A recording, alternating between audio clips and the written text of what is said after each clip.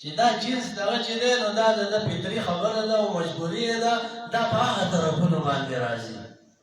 او ډېر زیات هوښیار دی په نفسیاتو باندې پوهه دی په تجربو باندې نه کېږي زم د هغه په مخ کې پیدا شوی متم د هغه په مخ کې پیدا شوی زموږ استادو پلاران او نیکونه د شیطان په مخ کې پیدا شوي دي په تجربو د هغه څه نه کېږي دا دوه صورتونه دا وایي چې په الله تعالی په پناه کې به ځان ورکړي یو خبره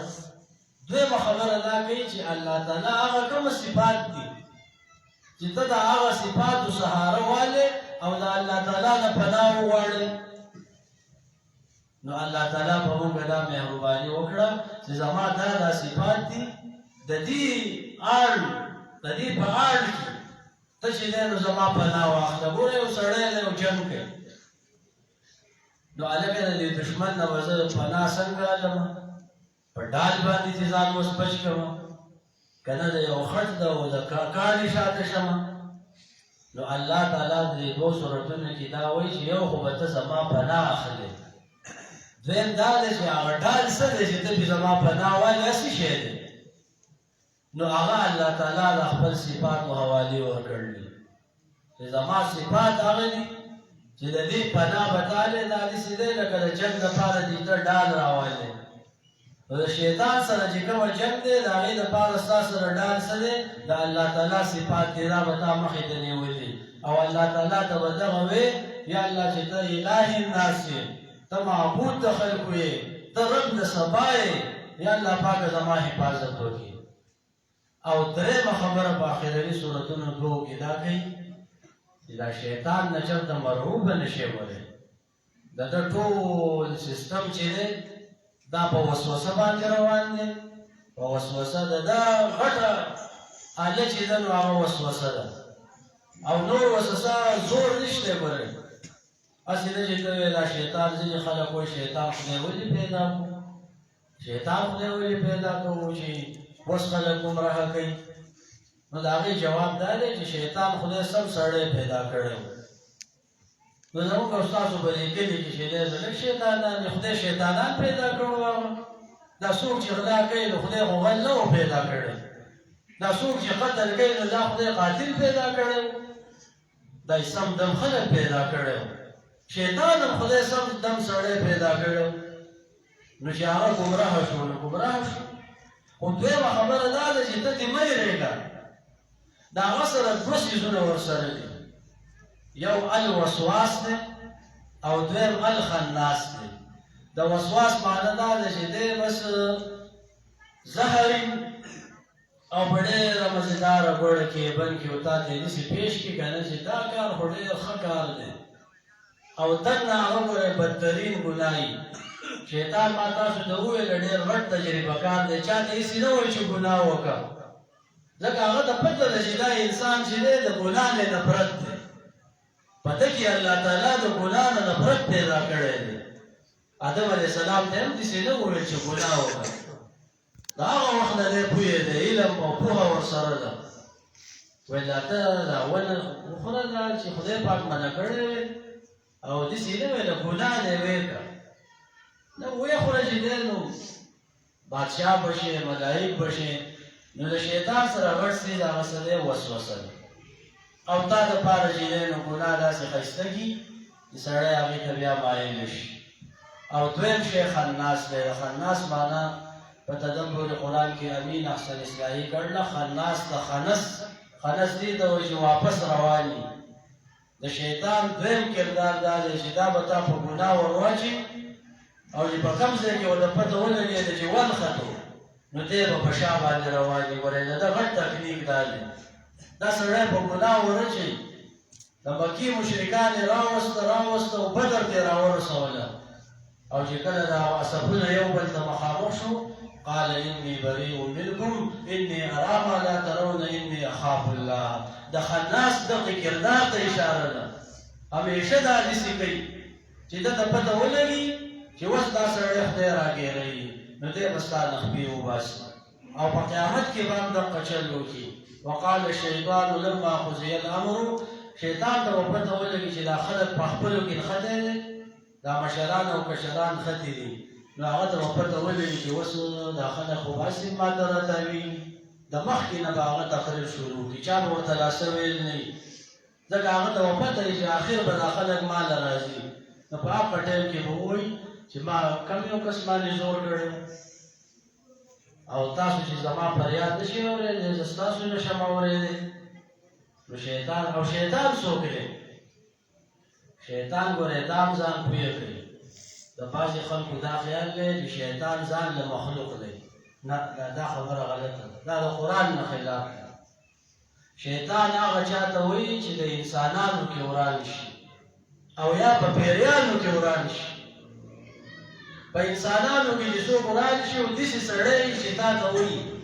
چې مړه په قرآن څه کې مړه د رسول په تعلیماتو باندې څه کې دقه کس ته انسان شیطان وایي ورې په قرآن کې چې په اوله کې د کوم شیطان تذکره شوې ده هغه د منافقانو مشرانو په آخره کې چې د کوم شیطان تذکره شوې ده تاسو وګورئ من الجنة والناس شیطان ګورئ ځان له مخلوق نه دی په انسانانو کې چې څوک وران شو او یا په پیریانو کې څوک وران شو حق د شیطان ویلی کېږي او د قرآن په اول او په آخره کې د هغه شیطان تذکره ده چې په انسانانو کې ورې هغه وران شوي وو چې آدم علیه السلام کومه شیطان خطا کړی و هغه شیطان د پیریانو نه و الله تعالی ویلي دي په سورة کهف کې کان من الجن ففسق عن امر ربه د هغه شیطان په باره کې الله وضاحت کړی دی چې دغه شیطان د پیریانو نه و نو دې دوو صورتونو کې دغه خبره ده چې د الله پناه وغواړئ د دغه ظالم نه دویم دا ده چې د الله تعالی په صفاتو به دغه پناه غواړئ او دریم دا ده چې یېرېږمه د هغه سره وسوسه ده او خناس دی نور څه خاص طاقتونه او لښکرې او زور ورسره نشته نو دا خلاصه ده چې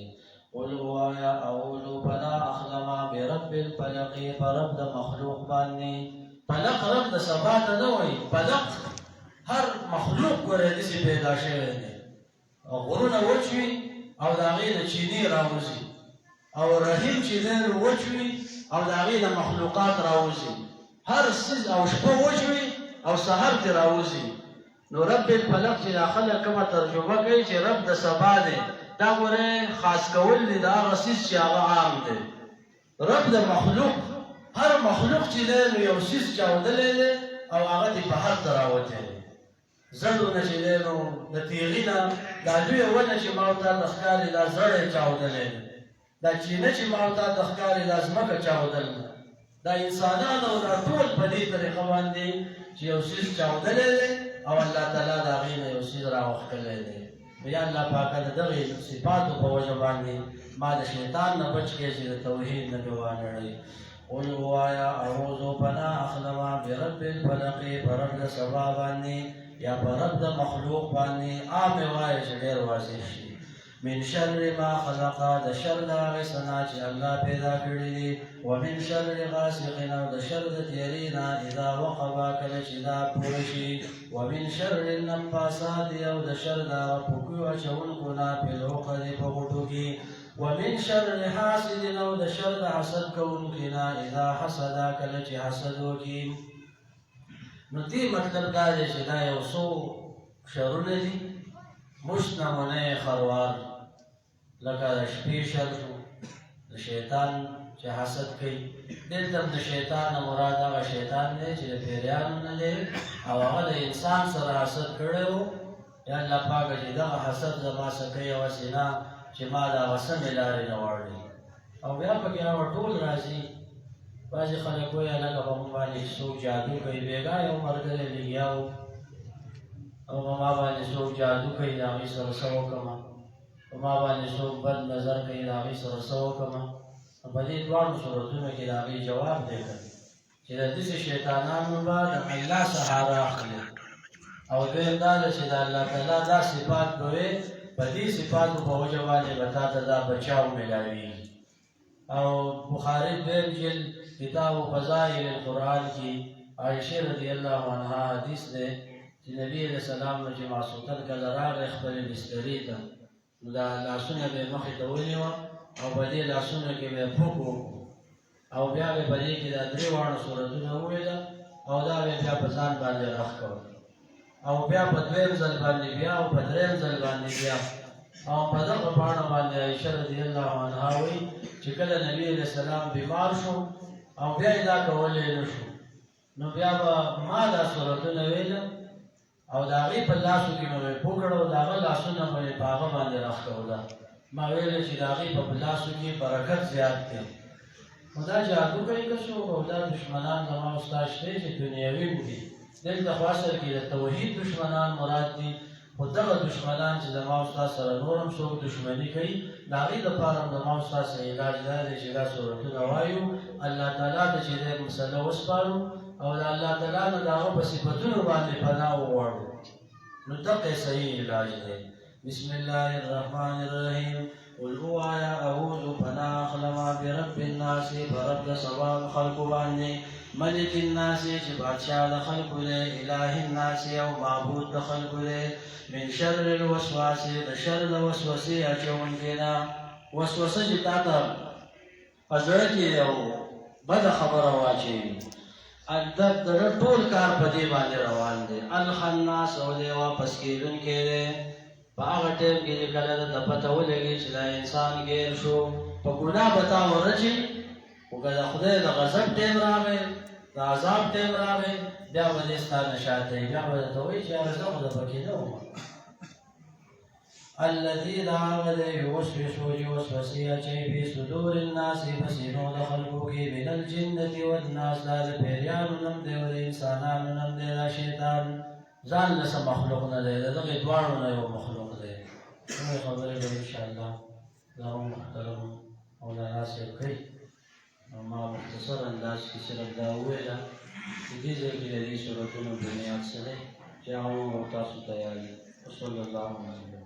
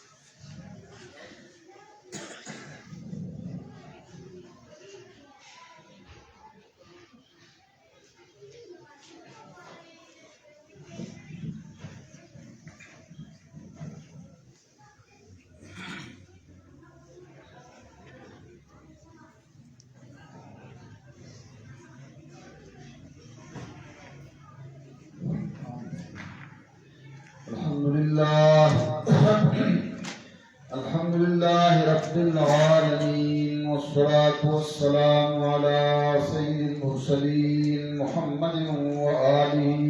وصحبه أجمعين أما بعد فأعوذ بالله من الشيطان الرجيم بسم الله الرحمن الرحيم ولا أقسم بالخنس الجوار الكنس والليل إذا عسعس والصبح إذا تنفس إنه لقول رسول كريم ذي قوة عند ذي العرش مكين مطاع ثم أمين وما صاحبكم بمجنون ولقد رآه بالأفق المبين وما هو على الغيب بضليل محترم علماء کرام عزتمند حفاظ کرام اور حقوق مشران زنان مسلمانان رونو عام اوریدن کو دا دې محلي او جماعت والو خوش قسمتی دا چې دا جماعت د تراو کې د ختم او ورځ کې د دوره تفسیر او دارنګه لوی تعداد کې د اعتکاف والو په موجودګۍ باندې ښه آباد دی او دا داسې موقع ډېرې کم ملاویږي چې د شپې ختم رواني او د ورځې دوره تفسیر رواني او په دې محله کې د اعتکاف دپاره ناستي او خلک دعاګانې کوي او بیا په دې مبارکه ورځ باندې یو غوټه افطاري چې پکې د خواوشا مسلمانان هم راځي او دا جوانان او دا بچي او ډېر لوی پروګرام وشي او هغه حدیث کې چې راځي چې من فطر صائما د روژهدار د روژې اهتمام چې چا وکړو نو هغه لکه یو پرې چې آزاد کړی او د هغه ثواب چې څومره کېږي د دې روژهدار او د الله ورکوي او درو عتق رقبه د غلام د ازادۍ ثواب ورته الله ورکوي دومره لوی ثواب دی هغه ثواب هم تاسو چې ټول دا کلیوال څوک خدمت کوي او څوک په دې کې پیسې لګوي او څوک څو خوراک او څښاک راوړي نو دا ستاسو د ټولو لپاره انشاءالله اجر او ثواب دی او د دې باره کې ډېر خلک دی چې هغه ځان وژني او کوشش کوي خو هغوی ته دومره پراخه روزي نه میلاویږي او دلته الله پاک تاسو له دغه روزۍ د اهتمام چې که سړی سوچ وکړي چې زموږ مشرانو څه حالت او دا کشرانو حالت څه دی چې دا د الله انعام دی اکرام دی چې تاسو په دې محله کې یا قطاري دی نو عجز معذور دی لیکن یو جذبه دا په دې معذورتیا کې منزل راځي او الله پاک په یو کال کې 2 ځله عمره ته ورساو او الله ورته پراخه روزي ورکړي دې ګاون کې ستاسو ځان هم ځای آیات کی دا هډه هډه تیر شو په اختر کې وا